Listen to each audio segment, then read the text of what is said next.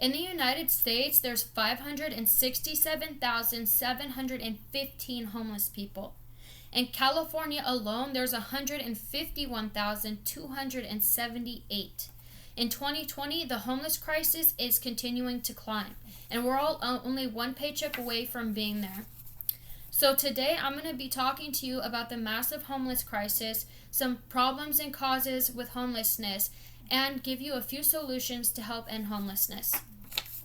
According to the article State of Homelessness 2020 edition, written by the National Alliance to End Homelessness, last accessed on December of 2020, 17 out of every 10,000 people in the U.S. were experiencing homelessness on a single night in January of 2019. The hell COVID has unleashed on our country has made one thing certain, that life is unpredictable, and this too could be us or our family one day. I'm credible to talk to you about this because I've experienced 14 years off and on of homelessness, and currently my son's father, my birth mother, and my sister are all still homeless.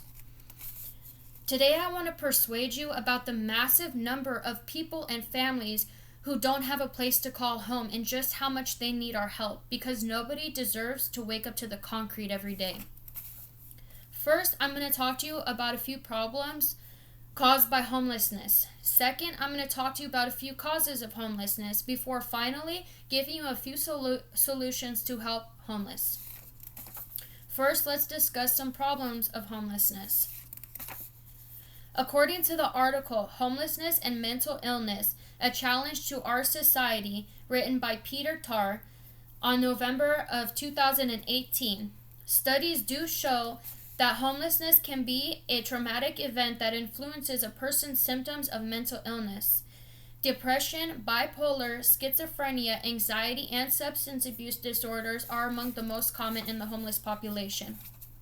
There has been proven studies that show there's a connection between homelessness and mental illness. The mentally ill are at the highest risk of becoming homeless due to the fact that it affects their ability for self-care and household management. According to the CDC, in Post-Homelessness as a Public Health Law issue selected resources on March of 2017, homelessness is closely connected to declines in physical and mental health. Homeless persons experience high rates of health problems like HIV, hepatitis C, cancer, diabetes, tuberculosis, pancreatitis, and many more. Due to unclean living conditions, the cold weather, as well as difficulty to be able to clean up, this leads to many health problems and deaths. And due to the ridiculously high amount of insurance, the price of insurance, it prevents a lot of people from getting the treatment they need that could have helped for them to survive, and it causes a lot of preventable deaths. Written by the NHCHC in August of 2018 in a paper titled The Cold Hard Facts About the Deaths of Homeless People, it states that the average death of homeless persons is 50, the age at which Americans commonly died in 1900. For homeless people, this takes off a 20-year life expectancy. Now that we've discussed some problems caused by homelessness, let's discuss some causes of homelessness. According to CalMatters in the article California's Homeless Crisis and Possible Solutions Explained, written by Matt Levin and Jackie Botts on December of 2019, about 1.3 million California renters are considered extremely low income, making less than $25,000 a year. These financially strapped households can barely afford the state's escalating rents and are most at risk of falling into homelessness. There's been a dramatic rise in rent in the last 8 years. In 2012, I rented a studio apartment with my son that was $750. Then in 2014, I rented a one-bedroom for $1,500. Well, that same unit is now $1,900, which is a $400 increase in just 5 short years. According to the article Homelessness, written by Gale Opposing Viewpoints online collection Gale 2019, last accessed December of 2020, I read, in addition to economic and health factors, discrimination also contributes to the high number of homeless people in the U.S., particularly with the LGBTQ community. Veterans, prior foster youth, mentally ill people, and people who have been involved with the criminal justice system are at a particularly high level and risk to become homeless. The government is definitely massively lacking in resources, especially for the high demand of housing needs. And not only that, there's so little shelters that there are that it cannot even house a third of the homeless population. And not only do homeless people have to deal with being discriminated against, it's being criminalized. According to Gale Opposing Viewpoints online collection, Gale 2019, last accessed December of 2020, article Homelessness. It shows those coping with homelessness have faced increasing criminalization of homeless activities, including sleeping, eating, sitting, and begging in public spaces. How horrible is it to make it illegal for somebody to buy or share food with someone who doesn't have a home or food to eat?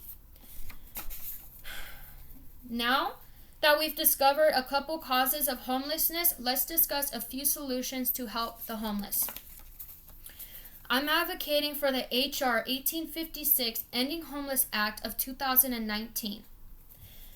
According to the National Alliance to End Homelessness, the article Ending Homeless Act, H.R. 1856, last accessed December of 2020.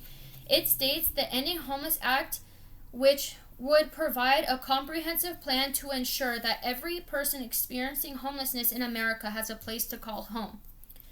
The bill would appropriate $13.3 billion in mandatory emergency relief funding over 5 years to several critical federal housing programs and initiatives, providing the resources that these programs need to effectively address the homeless crisis in America.